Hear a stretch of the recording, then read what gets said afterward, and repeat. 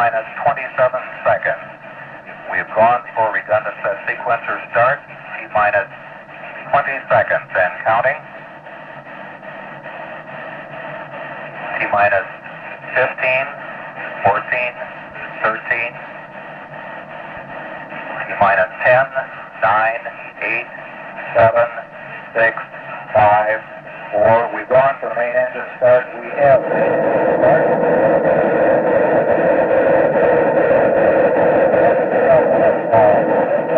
America's first space shuttle. The shuttle has cleared the tower.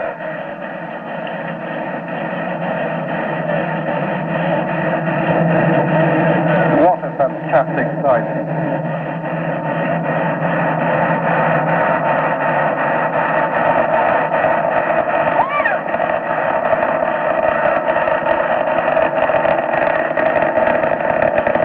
Now at the speed of sound.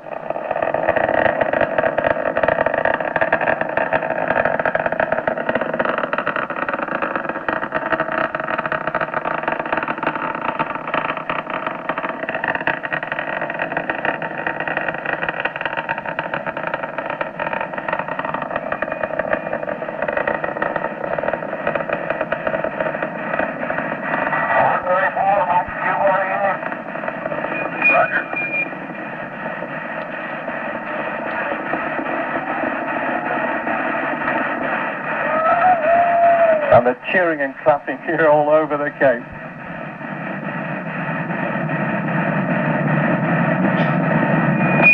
Columbia, Houston, you're going throttle up. Roger, going throttle up.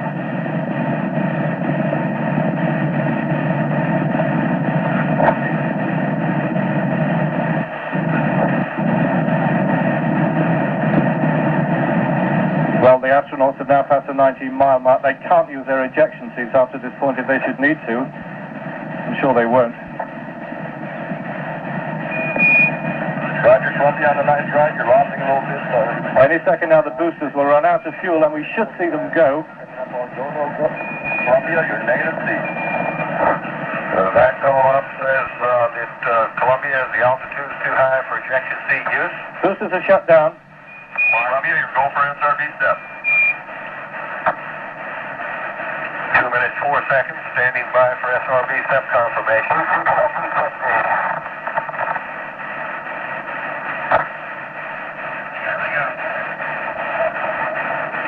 Roger on the step, Columbia. And there go the solid rocket boosters. Forced away from the path of the shuttle by tiny rocket motors in the side of the two boosters. They, even without power, their momentum is going to carry them another 10 miles up before they parachute down to the Atlantic. 2 minutes, 30 seconds. Incidentally, it's going to take twice as long to get down as it did for them to get up. Kieran, thank you. You and Kennedy have done a fine job. We've lost the pictures of the SRBs, unfortunately. Let's look in animation then at what has just safely happened. The solid rocket boosters, which have lifted the spacecraft to a height of 30 miles, have been successfully separated from the spacecraft and parachuted into the Atlantic. Columbia is now flying on her main engines with the external tank. So, and I'm sorry we lost the pictures at the crucial moment, the first hurdle is successfully over. And that's as we wait now for news of that rapid acceleration up to orbit, 174 miles above the Earth at a little under 18,000 miles per hour. And we wish good luck to young and Crippen. Jump ahead to an operation that will be carried out as soon as Columbia is safely into orbit. The crew will check that they can, in space, open Columbia's cargo payload doors.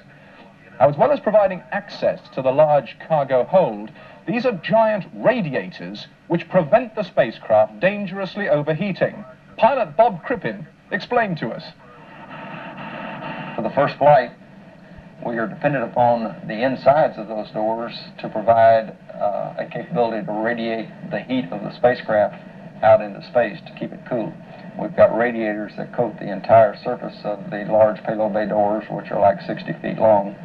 They're very large and complex mechanical devices that it's pretty important to us that when we open them up, that we know for darn sure that we can get them closed. It's so important they've spent hours practicing in the artificial zero gravity of underwater. In this case, they're simulating the emergency of having to go outside the spacecraft and close the doors manually. However, if they can't open the doors in the first place, they'd have to return home almost immediately. We actually can stay up until like 6th revolution around is probably about the last one we want to try. I think we do still have a little bit of a capability on the 7th time to come into our nominal landing site, which is Edwards Air Force Base.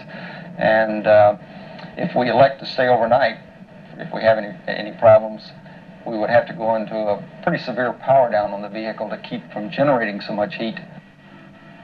Even if they get the doors open, they must make sure they're properly closed before returning. And if the metal doors have expanded in the heat, they'll have to make them contract by using the thrusters to turn the spacecraft, moving the doors into the shade. We have actually set up the whole flight around, on the first day, if we develop any significant problem, we are planning on coming in on the 5th orbit, and then on the next day we will look at the vehicle again and ascertain whether we've had any significant problems and perhaps bring it down then. So we've planned it in stages so that we can go ahead and terminate it if we don't like what's happening. So 5 minutes and 40 into the flight. Let's try and pick Kieran up on... I have some pictures. The satellite pictures are back. Let's see if we can pick up Kieran at the Cape. Kieran, what's happening? Hello, Mike. The pictures that we saw from here live were unbelievably spectacular. The sound, and we could feel it when it took off. The whole trailer we're on started rumbling. It was a fantastic sight. By the way, the boosters should now have splashed down in the Atlantic about 160 miles from the Cape. They'll be recovered and they can use them again, of course.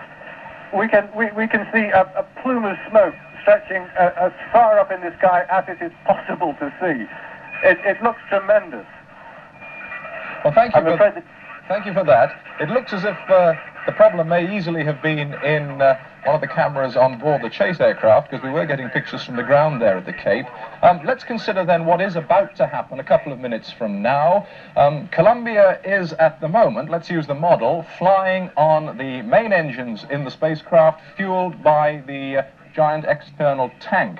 Now these engines will be burning for another minute and 30 or so, and then these engines will cut out. Let's look at animation at what is likely to happen 8 minutes and 32 into the mission. The tank will have exhausted its supply of fuel, the main engines will cut, and the tank will be jettisoned into the Indian Ocean. This is the only piece of equipment on board the transportation system which won't be used again. Then the orbital maneuvering system, this tiny pair of rockets at the back and the even smaller thrusters, will take her into final orbit. Main engine cut-off and tank separations now about 40 seconds away, so let's go live to Mission Control at Houston in Texas to see that important process through. And if we can, we'll pick up Kieran's reaction from the Cape as we go. Well, we're 67 miles up now. We're to Mission Control at Houston. 7 minutes, 45 seconds. Well, we're about to have MECO now. The main engines are about to be cut.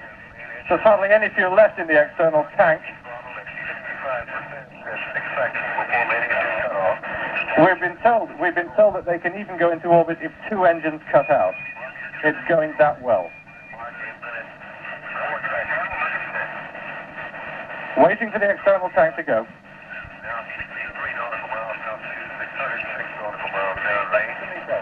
15 seconds now to main engine cutoff.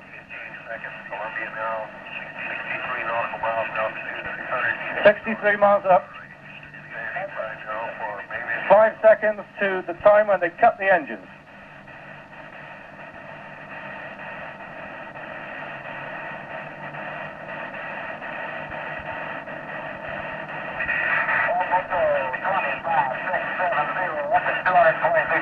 And that is main engine cutoff. Confirmed shutdown. Columbia, the gem of this blue ocean, now in space, not yet in orbit. 10 seconds or so from now, they will get rid of the external tank. Mike. Well done, Kieran. Thank you to you. Things look set to go for Columbia. Obviously, we will be bringing you news throughout the day. As it happens, our next scheduled transmission is 3:45 this afternoon, but Columbia has gone. Let's look again at the pictures we all waited so long to see. 6, 5, 4. We've gone for main engine start. We have main engine start.